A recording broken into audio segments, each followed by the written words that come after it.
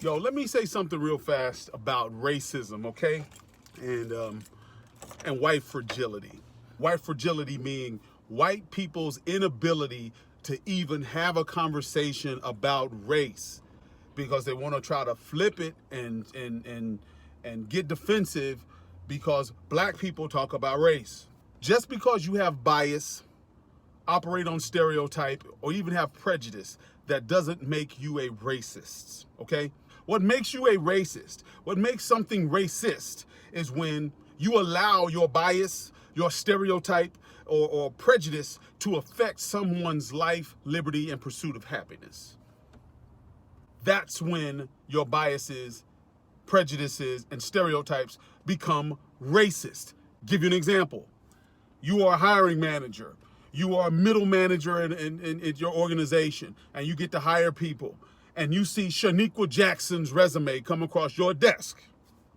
You see Shaniqua Jackson, and your bias kicks in because you don't have a whole lot of reference point for dealing with real black people. And you see Shaniqua come across your desk, and you think, that sounds really ghetto, right? And you throw Shaniqua's resume in the trash. That's racism, okay? That's racism. Because you had the ability, you allowed your prejudice, you allowed your bias, right? It wasn't even prejudice. You allowed your bias against what is been defined as an ethnic name keep you from allowing her an interview or giving her an interview, thus affecting her ability to pursue life, liberty, and pursuit of happiness.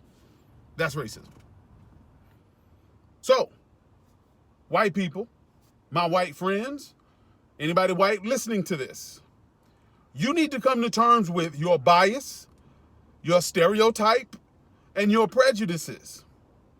You need to come to terms with them. They are inherent in this country. They are woven into the fabric of this country. And if we are not honest about it, we can never address it. And we will always be dealing with racism because these things exist.